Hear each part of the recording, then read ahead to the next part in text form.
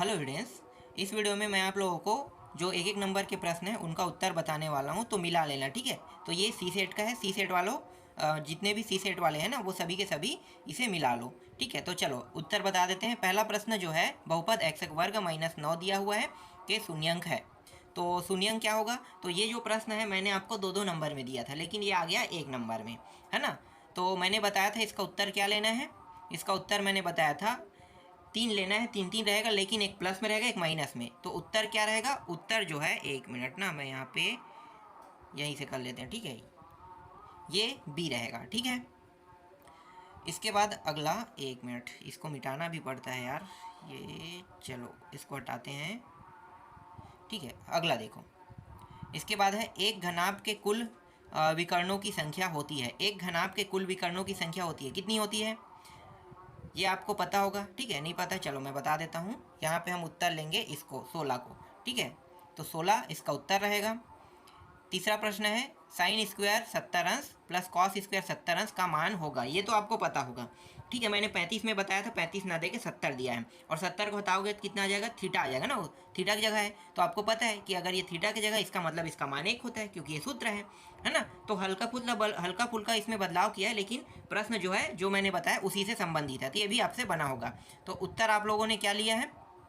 अगर आप लोगों ने उत्तर जो है ये इसको लिया है, तो आपका आंसर सही रहेगा। ठीक है, अगला प्रश्न देखो। सरल रेखा, ये भी मैंने बताया था ढाल से। ठीक है, ढाल से बताया था, और अंतःखंड पीछे वाले को बोलते हैं, आगे वाले को ढाल कहते हैं। तो उत्तर आपको क्या लेना है? इसका जो उत्तर है आपको लेना है, देखो ये जो है ना, ये उत्तर बना रहा है। ठीक है, ये इसको हम ढाल या प्रवणता कहते हैं, और इसको हम क्या कहते हैं? इसको हम अंतःखंड कहते हैं। ठीक है, इसको हम अंतःखंड कहते हैं। ठीक है, तो अंतःखंड नहीं पूछा है, क्या पूछा है भाई? पूछा है हमसे प्रवणता। तो प्रवणता मतलब ये रहेगा। ठीक है, चलो अगला देखते हैं। देखो नेक्स्ट प्रश्न क्या है, वर्ग समीकरण एक्स वर्ग माइनस एक्स माइनस 12 बराबर 0 के मूलों का गुणनफल होगा। देखो योगफल और गुणनफल, ये भी मैंने बताया था, याद रख लो सूत्र योगफल और गुणनफल का, है ना। ये मैंने बार बार बताया था, योगफल और गुणनफल। तो इसका जो सूत्र है वो क्या है? इसका जो सूत्र है वो है सी अपान ए। तो ये जो है, ये 12 जो है सी को बनाएगा, और ये एक्स के वर्ग के साथ नंबर क्या है? एक। तो क्या होगा? ये माइनस है ना, तो -12, देखो -12 अपान इसके साथ क्या है? एक। तो कितना होगा? देखो एक को, मतलब -12 को एक से भाग दो, कितना आएगा भाई? -12 12। इसका मतलब उत्तर क्या रहेगा? द रहेगा। ठीक है, नेक्स्ट देखो अगला प्रश्न, खंड ब। खंड ब में देखो, एक वृत्त के अंतर्गत खींची गई समद्विभुज होगा ये। यहाँ पे समद्विभुज ऐसे लिख देते, समद्विभुज है ना, कि प्रत्येक भुजा केंद्र पर खाली स्थान अंश का कोण बनाती है। तो यहाँ पे थोड़ा सा मुझे डाउट हो रहा है। ठीक है, इसका उत्तर मैं अपने तौर पे दे रहा हूँ। मेरे हिसाब से इसका जो उत्तर होगा वो हो जाएगा यहाँ पे 180 होगा। ठीक है, अगर आप लोगों को लगता है 180 नहीं होगा तो यहाँ पे कमेंट में बता देना। ठीक है, 180 मैं यहाँ पे ले रहा हूँ। चलो नेक्स्ट प्रश्न देखो, वृत्ति वर्ष का प्रारंभ खाली स्थान से होता है। तो 1 अप्रैल पता है ना, मैंने बताया था प्रश्न, 1 अप्रैल से कितना? 31 मार्च। ठीक है, यही इसका उत्तर रहेगा, 1 अप्रैल से 31 मार्च लेना है इसके उत्तर में।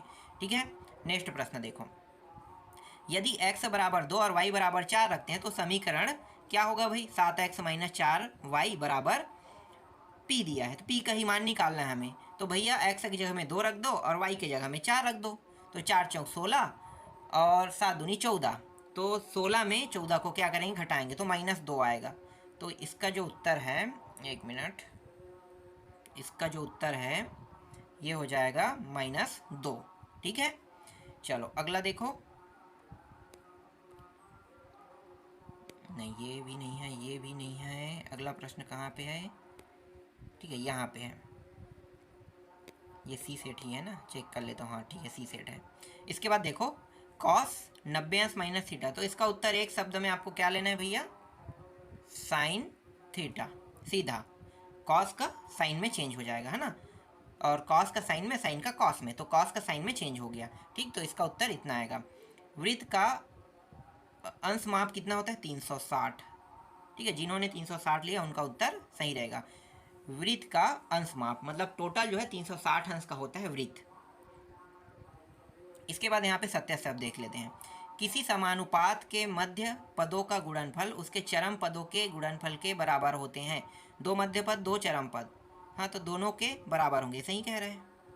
ठीक है, पहला और चौथा और दूसरा और तीसरा, ठीक तो कह रहे हैं। तो यहाँ पे ये क्या हो जाएगा, कथन सत्य हो जाएगा। ठीक है, नेक्स्ट प्रश्न देखो, वृत्त के एक ही खंड से बने कोण परस्पर बराबर होते हैं, ये भी सत्य है। ठीक है, सत्य मतलब मैं राइट लगाते जा रहा हूँ। जिस राशि पर ब्याज की गणना की जाती है उसे हम क्या कहते हैं, उसे हम मूलधन कहते हैं, इसका मतलब ये भी सत्य है। चौथा देखो, यदि किसी बिंदु के निर्देशांक 4 0 है तो y अक्ष पर स्थित होगा, ये गलत है, क्योंकि y कह रहा है मतलब ये x अक्ष पर होना, y कह रहा है इसका मतलब ये जो 4 है ये 0 के पास होना चाहिए और 0 को 4 की जगह में होना चाहिए, तो ये गलत हो रहा है ना, इसलिए ये कथन क्या है, गलत है। नेक्स्ट प्रश्न देखो, चतुर्भुज के अंतरित कोणों का योग 180 अंश होता है, ये कथन भी असत्य है।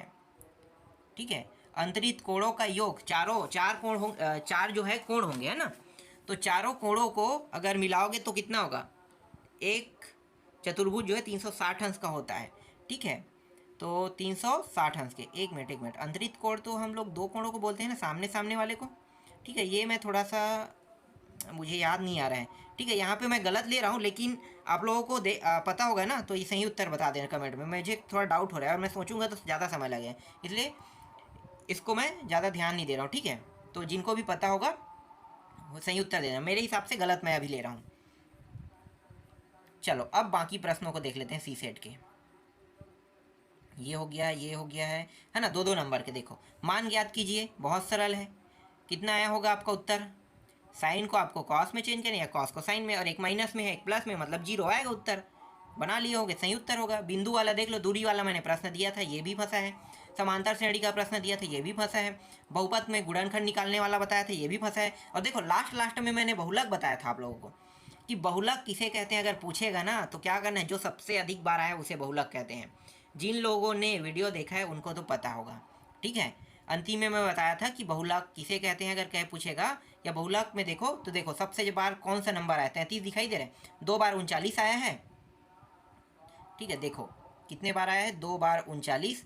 ठीक है, एक मिनट, ये थोड़ा सा मिटाने वाला कहाँ है यार, यही तो होगा, हाँ मिटाने वाला ये है, ये 33। ठीक है, ये हो गया, और एक 33 और है यहाँ पे, तो 3 बार ये आया है। और देखो कोई आया है क्या, नहीं, तो ये 33 जो है क्या होगा, इसका उत्तर होगा। ठीक है, बहुलक का मतलब यही है, जो अधिक बार आए उसे हम बहुलक कहेंगे यहाँ पे। ठीक है, तो बहुलक निकालना है कह रहे हैं, तो 33 जो है, जिन लोगों ने इसे जमाने के बाद निकाला होगा उनका उत्तर सही रहेगा। ठीक है, मैंने आपको वीडियो में 2 नंबर 3 नंबर के प्रश्न वाले जो मैंने बताया था, उसमें लास्ट में देखना मैंने स्पष्ट बताया था इस प्रश्न को, है ना। हालांकि उसमें नंबर अलग था, लेकिन थोड़ा सा समझाया था, तो आप लोगों को समझ में आ भी गया होगा और निकाल भी लिए होंगे।